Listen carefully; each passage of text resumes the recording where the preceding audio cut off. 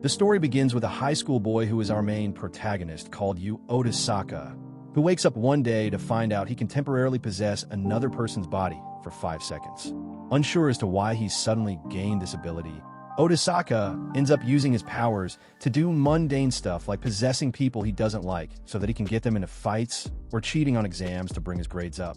Otisaka even gets into a good high school and becomes the top student because of his fraudulent activities. Aside from his abilities, Otisaka is actually quite popular because of his good looks, so he gets asked out a lot by the girls, although he doesn't really give them the time of day since he's after one girl only called Yumi Shiryanagi, also known as the Madonna of the school. Otisaka even goes so far as to orchestrate a whole plan to save her from an oncoming truck in an attempt to make Yumi fall in love with him. His plan succeeds, and Yumi offers to repay his kindness with food. For a brief moment, life seems to be going well for Otisaka. However, his contentment is short-lived when his fraudulent activities get exposed by another girl called Nao Mori, who is the student council president of Hashinami Academy. Nao is joined by Jojuru Takajo, a boy who can move at high speeds, and together they force him to transfer schools. Nao explains that Hashinami Academy is home to other students with special abilities. They're all in one place for safety reasons because their powers are considered as an illness caught during adolescence and will disappear in due time. To make him believe her, Nao uses her power, which is the ability to become invisible in front of one target. At the end, she and Jojuru succeed in their plan and tell Otisaka that he's also going to be part of their student council to help them overthrow those that abuse their powers for no good. Back home, Otisaka is greeted by his little sister called Yumi, who tells him they're both getting transferred to Hashinami Academy as scholarship students and at the behest of their uncle. The siblings also move to a better apartment beside the school. This is the start of Otisaka's adventures at the academy. At his new school, Otisaka gains more information about people with special abilities. Nao tells Otisaka that people like them have long been taken as guinea pigs for neuroscientists, which is why it's important that they stick together. She further explains that the student council is the only group that is entrusted with a special mission, which is to get a hold of those with special powers and either protect them or threaten them to never use their powers. Nao then gathers Otisaka and Jojuru and brings them to the student council room. Once inside, Otisaka meets the council's helper, who is another student with powers that gives them their first case. That is to find the person who can use orthography, which is the ability to burn images from their mind onto surfaces using psychic means. They head to a nearby school, and the trio split up to ask around for any rumors or strange incidents that involve photographs. Suddenly, they spot a suspicious student, and Nao commands Otisaka to possess the student to make him stop running. Jojuru proceeds to tackle the poor guy as Nao scrounges around his belongings. She finally sees the evidence she needs: lewd pictures of a pretty student. Upon further questioning, they find out that the pictures were bought from a guy named Yudo. The trio catch the culprit, who is the captain of the archery team. Nao confronts Yudo, who tells her that he's doing this to help his ill parents. Yudo tries to threaten Nao with lewd pictures of her own, but it backfires as Nao tries to reason with Yudo, saying if he keeps using his powers, his life will be ruined. This seems to get through to him, and the trio leave him alone. The next day, Nao takes Otisaka somewhere. On the way there, Nao tells Otisaka that her brother called Kazuki was the first person to gain a special ability. However, as he was about to sign with a record company, their mother begged them both to enter a boarding school. A scientist who had relations to this boarding school did experiments on Kazuki and made him stay in a sanatorium until he couldn't even recognize his own sister, Nao. As they reached their destination, it is revealed that Nao took Otisaka to see her brother, who is currently tearing up his room. Once he's calmed down with painkillers, Nao takes her brother outside for some fresh air. Otisaka offers that there may be a cure for Kazuki, but Nao tells him that scientists treat people with powers like batteries. Once they run out of power, they discard them for another person with a special ability. The trio get another case: a spiritual medium who can channel the dead and someone with pyrokinesis. The person they're looking for is Yusa Nishimori, a popular vocalist idol for the group Hero Hero. In their pursuit, they encounter a guy who asks why they're looking for Yusa. Now, it doesn't say anything except that they know she also has supernatural abilities and that they can help save her. The guy takes them to see Yusa, and they discover that her powers seem to be a two-in-one thing because Yusa can channel the dead as a medium. And with this ability, Yusa's deceased older sister called Misa can possess her body and use her ability too, which is pyrokinesis. Yusa is initially unaware of her channeling abilities and thinks she's only sleepwalking whenever she's possessed. Now asks Misa, who has temporarily possessed Yusa, if she knows why Yusa is being chased. One of Misa's friends from when she was still alive hands now a device that Yusa accidentally took home after a shoot. The device belongs to a TV producer, and Yusa apparently read a text that includes incriminating evidence against the TV producer. Now offers to help them threaten the TV producer to stop what he's doing, and they meet up with his men to give back the device. Once there, Misa possesses Yusa and throws a fireball at her friends, who disguise themselves as bodyguards of the producer in order to threaten him into backing off. With the help of Otasaka, Now, and Jojiru, the ruse works, and the TV producer runs away scared. After, Now offers Yusa/Misa to transfer to Hashinami Academy in order to protect them.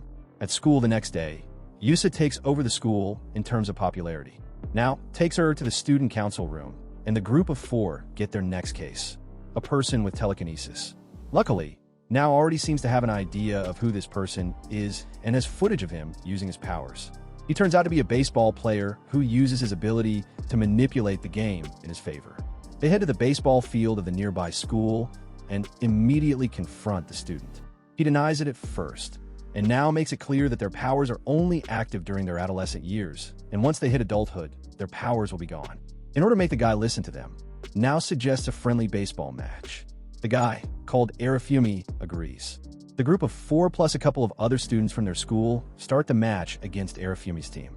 As the game progresses, Now, Otasaka, Jojiru, and Misa, who has overtaken Yusa's body, by the way, use their abilities in order to eventually win the game. In the end, Arifumi is forced to never use his ability again. The group get another case, a person whose ability is to float on air. Now procures an occult magazine that reports sightings of a man who can supposedly fly, thinking that's where they'll see the suspicious person again. The quartet then head to the mountains on an impromptu camping trip. One night, while waiting for the ability wielder, Otasaka finds Now listening to music by herself. Otasaka asks what music she's always listening to, and Now replies that it's Jean, a band that her brother used to love. The pair happen to bond over music as they watch the city below come to life.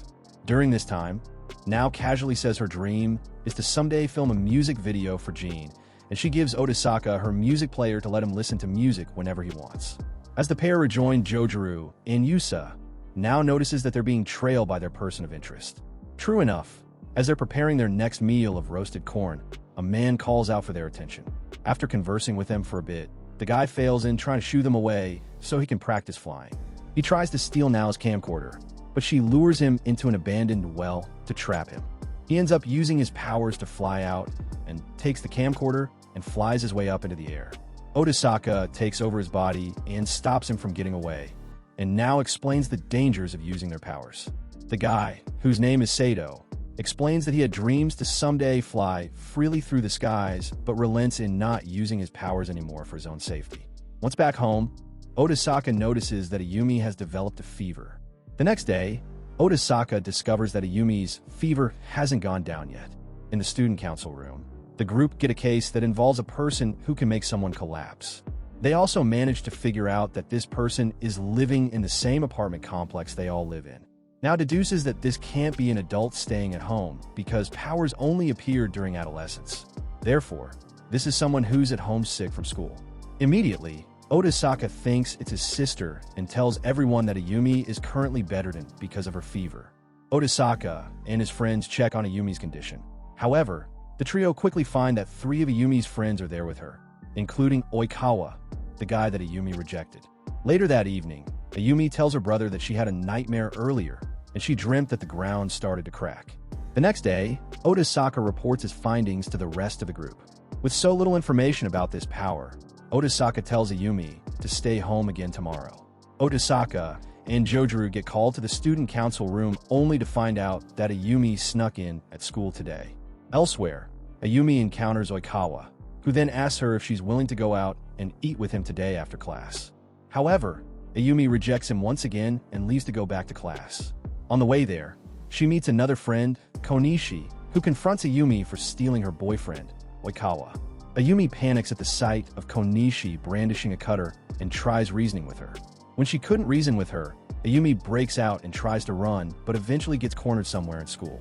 Just as she's about to get hurt, Ayumi's powers awaken, and the ground beneath her starts to crumble. Meanwhile, the group managed to sneak into the middle school only to find a part of the building gets destroyed.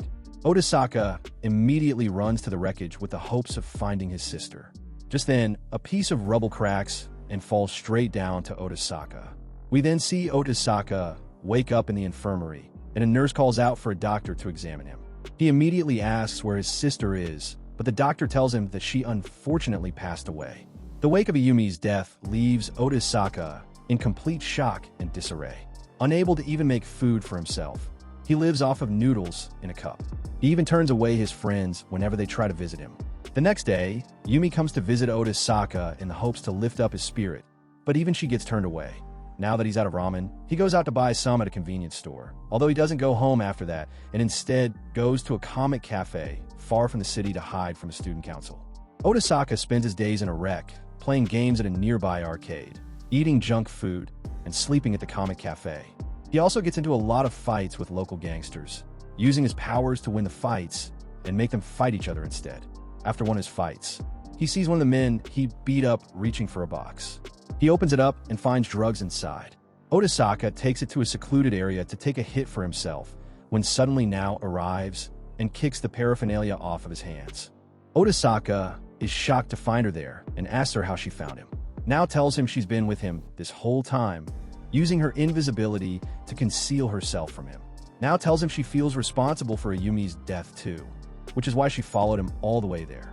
Otasaka immediately lashes out at her, but Now is able to calm him down and get him a proper meal to eat.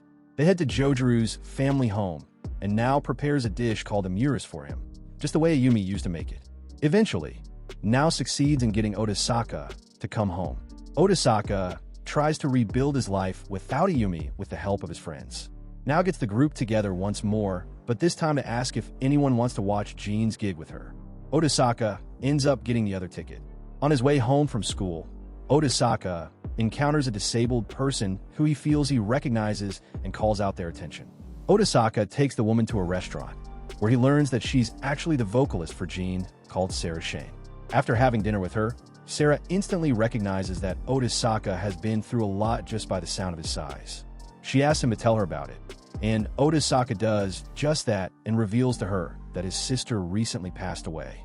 Because of her insistence, Otasaka takes Sarah back home so she can pay respects to Ayumi's altar. But before Sarah leaves, he asks her if she can meet Now, telling her she's a fan of the band. But Now refuses to come visit, and so Otasaka takes Sarah to see someone else instead. On the way there, Otasaka asks if Sarah is completely blind, and Sarah confirms, stating that she bargained her eyesight away to become the lead vocalist for a band. Otasaka takes Sarah to see Kazuki with the hope of jogging his memory to make him recognize someone dear to him. Once they get there, they see Kazuki off his painkillers and is once again destroying his bed. Otasaka explains that Kazuki was once a fan of their band, but due to certain incidents, he was unable to achieve his dream of signing his record deal. Sarah steps forward and starts singing, and Kazuki instantly calms down, seeming to recognize Sarah's voice. In his calm state, Otasaka asks if he can remember his little sister, and Kazuki is able to speak Now's name. After parting ways with Sarah, Otasaka receives a call from Now, saying she's at the hospital right now and thanks Otasaka for helping her brother. Otasaka meets Now at Jean's gig, and he seems smitten at seeing her in casual clothes. As they watch Jean perform, Otasaka seems to remember something about his past. We get a flashback of Otasaka and Ayumi in a hospital. It appears that the siblings are there for research purposes related to their supernatural abilities. While lining up to get food at the cafeteria, it is revealed that Otasaka and Ayumi have an older brother called Shunsuke, who has the ability to travel through time. As the siblings eat, Otasaka dwells on how the scientists think his ability is that he can only take over a person's body for 5 seconds, as if they found out about his real capabilities, they would take his freedom away, just like their big brother. Just then, a man named Kumagami sits close to Otasaka and whispers to him that he's found someone with telepathy and that this person can send and receive messages from other people. Kumagami orders Otasaka to take over someone's body first, and then he gives Otasaka the location of the person with telepathy. Meanwhile, 3 other people are eating lunch in a secluded room. Ayumi asks that Kumagami, along with the 3 other people, are isolated from the rest of the group because their abilities are pretty amazing on their own, though it's not clear yet what they actually are. After some time and tests have passed, Ayumi is taken by guards to an undisclosed location, but Otasaka protests, saying that she doesn't have any powers. When he tries to reach for her, Otasaka is tossed and wakes up to an earthquake and an announcement that their block will be shut down momentarily. A researcher opens Otasaka's room and tells him that his sister's collapse ability was forcefully brought out into the open, in turn causing the earthquake because she's too powerful. The scientists make plans to dissect her and then get rid of her afterwards. This prompts Otasaka to save Ayumi using his plunder ability. As it turns out, Otasaka's real ability is to steal other people's powers whenever he takes over their bodies. Otasaka gets to the telepath's room and steals his ability, but a guard sees him run away and attempts to shoot at him. A woman's voice calls out to the guard, and she knocks out the guard with only her mind. However, the woman collapses but is caught by her friend. Meanwhile, Otasaka makes his way around the building and telepathically talks to his brother, who is in restraints somewhere inside the facility.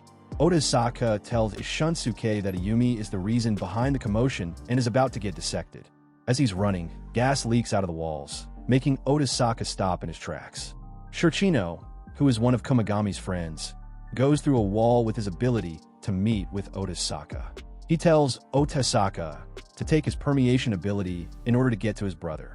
Otasaka does just this right as guards open fire onto Shurchino. Otasaka leaps through the walls, eventually getting to his big brother and frees him from his shackles. Shunsuke uses his time leap just as guards open up his door. And we cut back to present time as Otasaka wakes up in a room with Now tells him he collapsed during the gig, and Otasaka tells her he might have one more brother somewhere. Just as he says this, a man enters the infirmary, and it's Kumagami. This guy is also the one who's been helping them locate the people with special abilities in their investigations. Kumagami tells the duo that Otasaka will save Ayumi from dying by using his brother's time leap ability. Kumagami takes Otasaka and Now to a secret facility and leads them to Shunsuke, who is now blind. We get a flashback of Shunsuke, Otasaka, and Ayumi as kids from Shunsuke's point of view. As the kids are eating breakfast, it is revealed that Shunsuke can actually see into the future at this point, even pinpointing the exact date of their capture. Shunsuke narrates that after creating Time Leap, he became friends with Kumagami and his group in a basement somewhere in the city. Kumagami leads Shunsuke to meet the rest of his friends. We have Shurchino with the ability to pass through walls, Midori who can hypnotize anyone to fall asleep, but she ends up falling asleep afterwards, and Midamori who can erase memories by touching the target. Shunsuke was able to create a secret organization filled with teenagers with special abilities. Eventually, Shunsuke decides that they need funds in order to employ other people and thus makes another time leap into the past to bet on horses or gamble or win the lottery. However, by using up so much of his ability, Shunsuke's vision starts to get blurry. He figures out that he's slowly going blind because of the overuse of power. At this point, Shunsuke has already celebrated his 15th birthday countless times already. But while eating with his siblings, a young Otasaka asks him what his plans are for high school. Here, Shunsuke gets the idea to establish Hashinami Academy in an attempt to save his siblings and other kids like them from getting experimented on by scientists. However, Shunsuke can only go back in time for one last time leap before going completely blind. Shunsuke goes back in time, saves all of them, and buys an institution to start his plans. However, Shunsuke makes one last request, and that is to erase Otasaka and Ayumi's memories of him because he can't risk people knowing of his existence. Kumagami also follows suit and builds another school that will protect people with special abilities, now known as Hashinami Academy. Back in the present, Now tells Otasaka that she and Jojiru have always been aware of what Otasaka's true ability is. Upon further investigation, every person Otasaka has possessed has lost their special ability, making it clear that once Otasaka steals the power, it's gone for good. Shunsuke asks Otasaka to take his time, leap away to go back in time, and save Ayumi by taking the collapse ability from her. Otasaka goes back in time on the day that Ayumi is on bed rest because of her fever. Otasaka wastes no time in telling Nao and the others about Ayumi's special ability, and he relives the entire day with Nao. However, before she leaves his apartment, he tells Nao that he actually used time leap to go back in time to save his sister. With Nao fully understanding what's going on, Otasaka goes back inside and steals Ayumi's ability before she gets into the accident that kills her. The next day, Otasaka drops off Ayumi at school. Now, Jojiru and Yusa appear and disguise themselves to sneak into the middle school.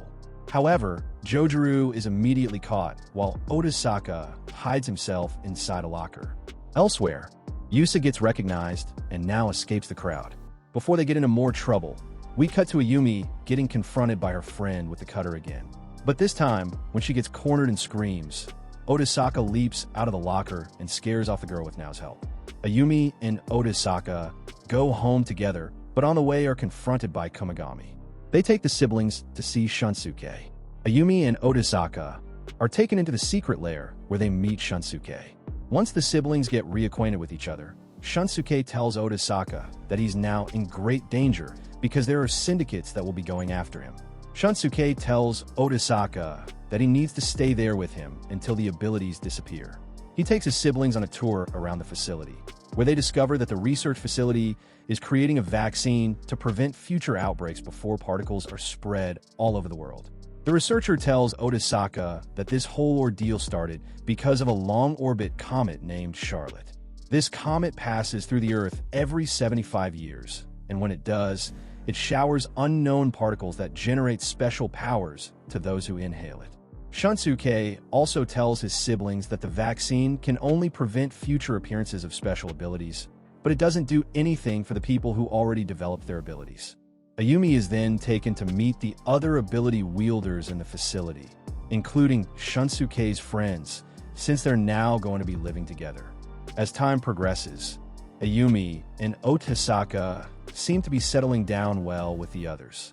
However, when Komagami gets a whiff of another ability wielder, he sets out to meet with the student council. Otasaka tries to come with him, but is stopped because it's too dangerous. As Komagami is driven by Furuki, he immediately gets the sense that something is amiss. Furuki starts spouting something about people threatening his family and takes Komagami to an unknown location. A group of people emerge from the shadows and ask Furuki to leave them. Komagami is then subjected to physical abuse and gets restrained. Once he regains consciousness, he is tasked to give him information about every ability wielder he knows. He initially refuses, but gets hurt into divulging information. Elsewhere, Shunsuke gets a call from the group's leader and asks him a hand over Otasaka to them, or else now gets hurt. Shunsuke lays out a plan to have Otasaka rescue Komagami and Nao, but the younger man seems to panic at the thought of having to rescue them on his own. Though after some time, he eventually relents, and Furuki takes him to the rival group's hideout. Once inside, Otasaka immediately uses his looting power to check if the enemies are armed, but finds nothing. Below him, Nao and Komagami are taken as prisoners in the basement, rendering them in danger in case he uses collapse. Another ability user wounds his eye, making him unable to use time leap to go back in time. Out of options, and in a panic, Otasaka uses collapse anyway and telekinesis to get out of harm's way. He is found by his brother and his friends. However, Komagami dies after sacrificing himself to save Nao from getting hit by debris. Otasaka undergoes surgery to heal his eye. Once he wakes up, he recalls everything that happened and is immediately in a state of shock. Shurchino injects a sedative into him to stop him from using collapse and explains that he's been in a coma for 2 days now and that Komagami is dead. As he's recovering from his injuries, Otasaka is visited by friends and family. After Midori's visit, Otasaka makes his way up to the roof of the hospital to see his big brother looking sad after the death of his best friend. Sensing he can't do anything to lift up Shunsuke's spirits, he goes back to his room only to find Nao waiting for him. Feeling frustrated himself, he asks Nao what he should do. now tells him that since his brother already has a vaccine to prevent the further creation of supernatural powers the next time the Comet Charlotte appears, Otasaka should now steal the abilities of those with powers to save them from falling victim to terrorists who might want their powers for themselves. It's risky since no one knows what will happen to Otasaka after, but it is a way to save everyone else. Otasaka doesn't even give it much thought and agrees with Nao's dangerous plan. When she asks him why he's so ready to push through with it, he tells her that because he wants to be the one to save her from now on and that he's now fallen in love with her. Nao is a little confused by the sudden confession since their compatibility is a little off, but eventually tells Otasaka that she'll be waiting for him after he saves everyone else. Otasaka starts with Nao and steals her invisibility. Then Otasaka makes his way back to the roof and tells his brother of his plans. Shunsuke says it's impossible, but Otasaka's mind is made up and he sets off to steal everyone's abilities. After getting discharged from the hospital, Jojuru and Misa ask Otasaka to now take away their abilities. Otasaka is a little hesitant because if he takes away Yusa's power, then Misa will fade away, but she assures him it's fine, and Otasaka takes away their abilities. Otasaka travels the world to steal everyone's abilities, including those who haven't fully shown their power yet. However, as he keeps taking powers, it slowly takes a toll on him as he starts losing his sense of self and his memories. One day, Otasaka wakes up to him covered in grime and soot, vaguely recalling himself attacking a base of syndicates last night. As the days progress, Otasaka starts to lose more and more of his memories, even forgetting who Nao is. Still, on the days when Otasaka has full control of himself, he continues to loot the abilities of people around the world. News of his mission spreads across continents, and people now dub him as the One-Eyed Grim Reaper. One night, as he's looking for the very last ability wielder, he gets shot by a man with an arrow. Weakened from the weight of the powers in his body, Otasaka is brought to his knees. Just then, a young girl comes to his rescue and buys him enough time to get back on his feet. He steals the girl's ability and tells the girl to go home. He faints from overexhaustion and, luckily, his brother finds him and brings him back to Japan. Once Otasaka wakes up, he's forgotten everything about himself and everyone else. Nao greets him, saying she's his girlfriend, but he doesn't remember her at all. Nao gets a bit sad, but she greets him happily anyway, welcoming him back home. We then see Otasaka surrounded by his family and friends, promising each other to fill their lives with only fun things from now on.